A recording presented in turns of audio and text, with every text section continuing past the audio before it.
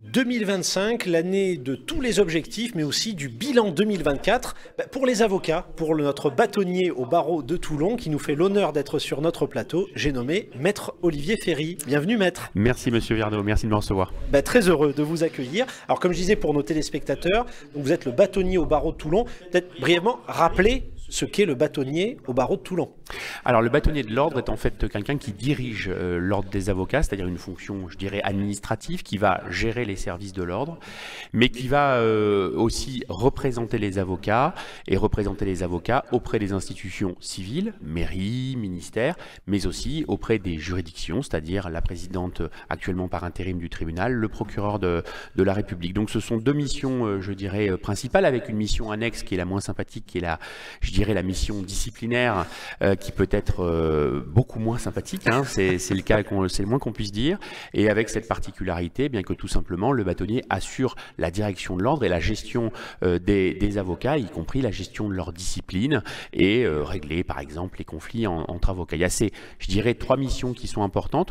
Une première mission qui est cette mission administrative qui, on doit le dire, est extrêmement lourde et qui d'année en année est de plus en plus lourde, et je crois que tous les chefs d'entreprise connaissent cette situation, c'est que d'année en année, de mois en mois, les contraintes administratives augmentent. Nous avons un personnel qui est extrêmement dévoué, que je remercie tant pour l'ordre que pour la caisse de règlement des avocats, ce qu'on appelle la CARPA, qui gère les maniements de fonds. Ils font un travail absolument exemplaire, et un travail d'ailleurs qui à la base est celui de l'État, parce que par exemple nous gérons tout ce qui est commission d'office, aide juridictionnelle pour le compte de l'État, et ça représente un temps, je dirais, de gestion administrative extrêmement important, extrêmement chronophage, mais extrêmement aussi passionnant, parce que ça me fait sortir un peu de mon cabinet, de mon quotidien classique d'avocat. Une mission de gestion aussi, ce qu'on appelle des réclamations. Les réclamations, c'est quoi? C'est lorsqu'un particulier ou aussi un avocat se plaint soit d'un autre avocat, soit quand le client se plaint de son avocat. Je dois traiter ces réclamations qui arrivent, des litiges entre associés. Il y en a eu un ou deux cette année qui ont été durs à gérer, sur lesquels nous avons trouvé des solutions amiables, parce que je crois que les avocats, qui mieux que les avocats sont à même de considérer qu'il vaut mieux un mauvais arrangement qu'un bon procès. Mais surtout, là, voilà, beaucoup de gestion des réclamations des clients, puisque c'est une particularité de notre société aujourd'hui, de l'évolution de notre société. Je pense que pour en avoir discuté avec certains de mes prédécesseurs qui exerçaient il y a à peu près 20 ans, ils avaient peu de réclamations. Aujourd'hui, on en traite plusieurs centaines. Je pense qu'on va même peut-être dépasser le millier en 2025 de réclamations de clients. J'allais dire, on exerce plus facilement des recours aussi, puis j'imagine maintenant en plus avec le numérique, les mails, etc., vous devez recevoir beaucoup de sollicitations. Oui, beaucoup de sollicitations, alors parfois certaines un peu farfelues, disons les choses comme elles sont. Je reçois même parfois des réclamations où on me saisit en tant que bâtonnier de Toulon parce que la personne n'est pas contente d'un jugement qu'elle a obtenu à l'autre bout de la France, avec un avocat qui n'est même pas un avocat du barreau de Toulon. Je ne sais pas pourquoi je saisis, la personne n'habite d'ailleurs même pas Toulon, mais des fois c'est la particularité de notre société aujourd'hui, mais beaucoup de réclamations, très souvent parce que les gens estiment que l'avocat répond pas suffisamment vite, qu'il n'a pas été suffisamment diligent, et je dois répondre à ces réclamations et je dirais regarder simplement si l'avocat a manqué à son serment: dignité, conscience, indépendance, probité et humanité. Donc je dois, en toute indépendance, et je le précise, ne pas faire de corporatisme, hein, ce qui pourrait être un réflexe relativement facile, mais simplement dire, tiens, tel avocat a eu un mauvais comportement, et le rappeler à l'ordre, ou simplement, parfois, ce qu'on appelle classer la réclamation, c'est de dire, écoutez, madame, monsieur, ce que vous me rapportez est intéressant, mais ne constitue pas un manquement, en l'occurrence, à nos règles déontologiques. Et cela nous prend beaucoup de temps, tant pour le bâtonnier qui décide que pour le personnel de l'ordre, parce que nous avons toute une gestion administrative de ces réclamations. On essaie de répondre le plus vite possible pour ne pas laisser les choses traîner, mais c'est extrêmement chronophage mais passionnant. Voilà, j'allais dire, vous veillez à l'exemplarité de la profession d'avocat. Tout à fait, et c'est, je dois vous le dire, aussi un pan, je parlais tout à l'heure de la fonction disciplinaire, un pan qui est extrêmement dur à appréhender. Parce que vous savez, c'est comme quand on devient enseignant à la faculté et qu'on met sa première note. on a toujours l'image de se dire ah, je mettrai des mauvaises notes, les étudiants sont mauvais. Et mettre une mauvaise note, c'est compliqué parce que quand on soi-même étudiant, je pense que tout étudiant ou même collégien, lycéen, a parfois pris des mauvaises notes, méritées ou pas méritées. Et l'enseignant, quand il met mauvaise note, c'est pas agréable. Et pour le bâtonnier, je dois vous le dire, s'apercevoir qu'un confrère a pu fauter est extrêmement éprouvant. Et je dois vous le dire, dans une ou deux situations, même peuvent provoquer la honte. C'est-à-dire qu'à un ou deux cas, je me sens quasiment responsable du comportement inadéquat du confrère. Je crois que tous mes prédécesseurs ont rencontré ce type de situation, heureusement de manière très limitée, mais c'est une fonction qui est extrêmement dure parce que humainement, il n'est jamais plaisant d'introduire une procédure disciplinaire ou des poursuites contre un de ses confrères. C'est extrêmement douloureux, je dois vous le dire, parce que ce confrère, il est comme vous, parce que vous vous dites que ça pourrait être vous, parce que vous vous dites que simplement, il a pu se noyer, il a pu pas voir les choses telles qu'il aurait dû les voir, et c'est compliqué à gérer humainement, mais il faut le faire. Justement, vous le disiez, c'est de l'humain finalement, c'est gérer aussi l'humain et c'est important pour nos téléspectateurs d'Info 83 voilà, de rappeler, je vous en remercie, vraiment tout ce rôle qui est complet mais pas que, finalement c'est beaucoup de temps, c'est un vrai engagement. Alors je voulais justement, avant d'aborder peut-être vos objectifs 2025, en termes d'actualité, peut-être un petit bilan sur l'actualité de 2024 finalement en tant que bâtonnier. Oui, 2024 c'est une année particulière parce que je dirais que très souvent on décompose le bâtonnat en quatre phases de 6 mois. La première phase où on découvre la réalité du poste, parce que certes, pendant 6 mois, j'ai accompagné ma prédécesseur, Madame le bâtonnier Sophie Caïs, en tant ce qu'on appelle dans notre jargon, en tant que dauphin, pendant les 6 mois où j'étais ce qu'on appelle bâtonnier élu. Donc j'ai pu découvrir la fonction, et puis le 1er janvier, on rentre dans ce costume. C'est compliqué, il faut s'y faire, c'est un autre métier que celui d'avocat, c'est complémentaire, et il faut s'adapter. Donc on a ces 6 premiers mois qui sont d'adaptation, et finalement, on fait les choses aussi, il faut le dire, de manière, je dis pas collégiale, mais on demande conseil. C'est-à-dire que, pour tout vous dire, je n'hésite pas, et je pense que mes prédécesseurs ont toujours fait aussi ainsi, c'est-à-dire à interroger mes prédécesseurs, à des confrères qui ont une expérience particulière, qui ont rencontré des situations, et on n'hésite pas à leur dire, tiens, il se passe ça. Tu as déjà vécu ça, tu le fais comment? Et c'est quelque chose que l'on fait aussi au sein de la conférence régionale des bâtonniers du Sud-Est, c'est-à-dire avec tous les bâtonniers du Sud-Est de la France et de la Corse. Ça va de Digne jusqu'à Tarascon, en passant par Ajaccio et Bastia. Et nous échangeons beaucoup sur les difficultés que nous rencontrons, et nous échangeons beaucoup pour, je dirais, améliorer notre traitement. Donc, passé cette phase de 6 mois, on rentre vraiment dans le costume de bâtonnier, on prend plus d'assurance, on y arrive mieux.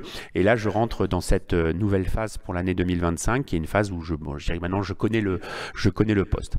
2024, donc une année un tout petit peu particulière. Alors d'abord une année particulière parce que vous avez compris que politiquement il s'est passé quand même quelques événements en France avec cette dissolution, le résultat des élections européennes, la censure du gouvernement Barnier, des inquiétudes de budget, hein, faut appeler un chat un chat.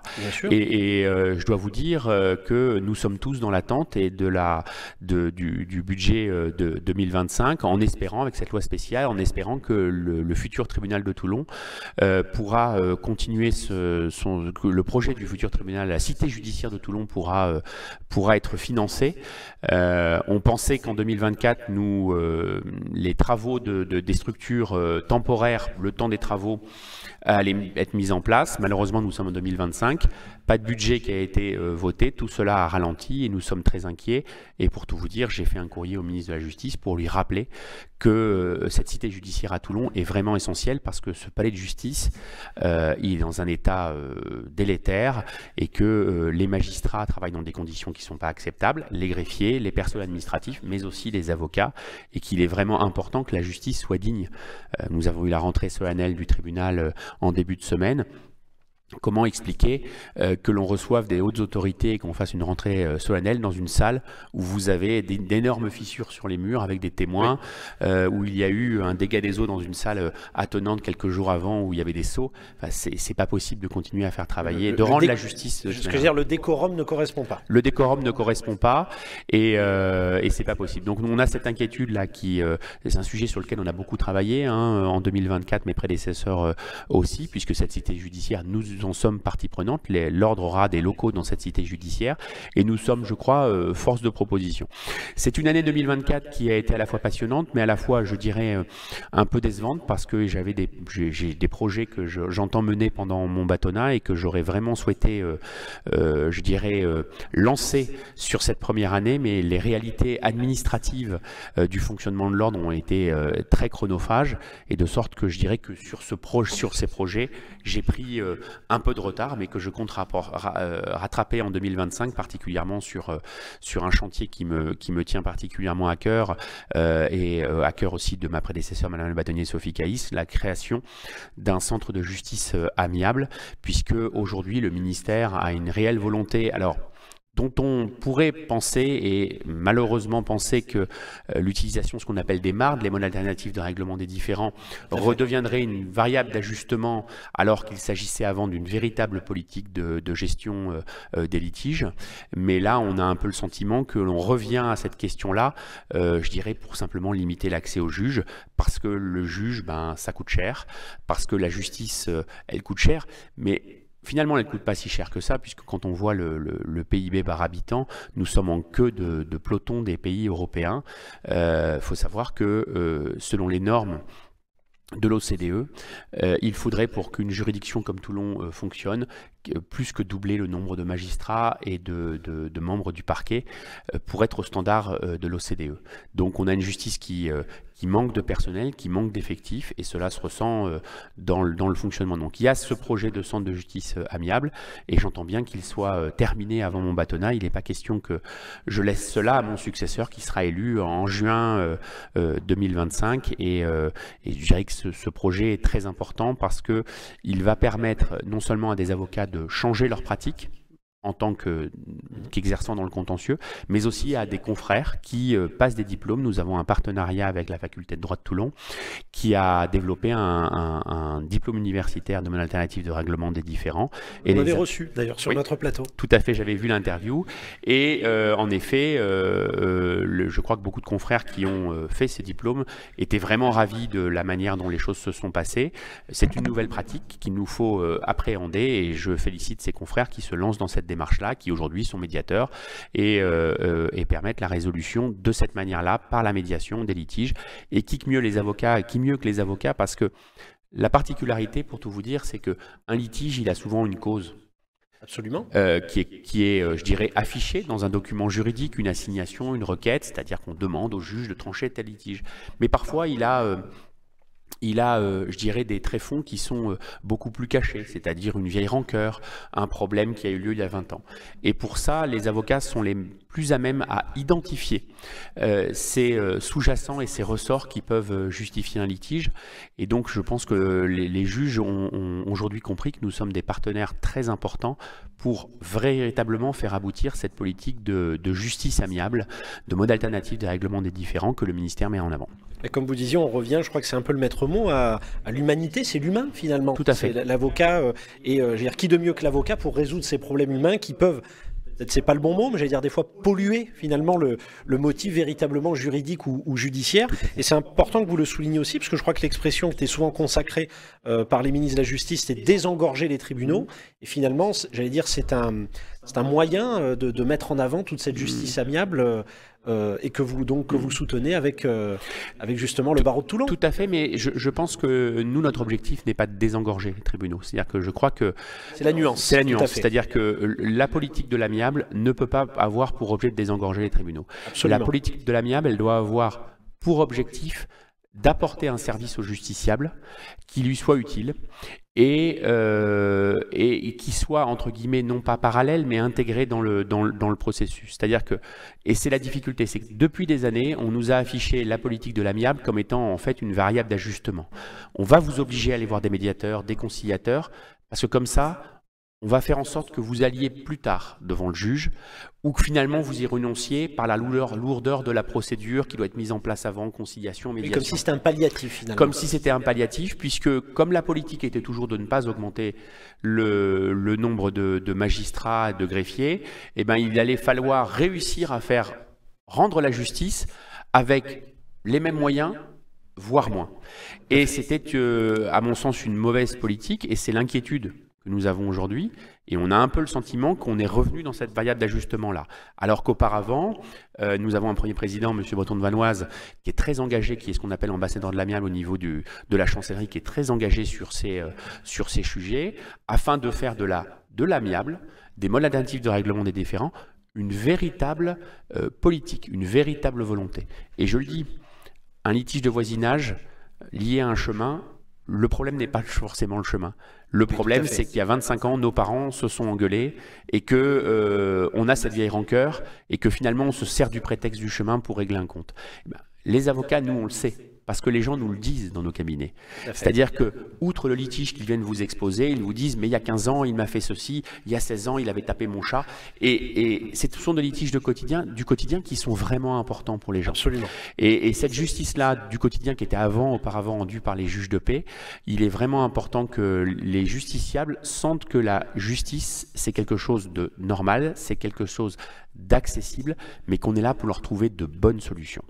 Ah bah écoutez, je pense que ce sera le mot de la fin. Je voulais vous remercier infiniment d'avoir été Merci, Monsieur Verdeau. Avec nous, maître Olivier Ferry, on le rappelle, bâtonnier donc au barreau de Toulon. L'occasion de faire un bilan sur l'actualité 2024.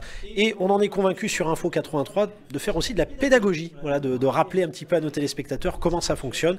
Donc n'hésitez pas, il y a beaucoup d'institutions, mais c'est l'occasion de les découvrir ou peut-être les redécouvrir. Un grand merci, maître Olivier Merci, Ferry. Monsieur Verdeau. Merci encore, merci à vous pour votre fidélité, chers téléspectateurs, et à très vite sur Info 83.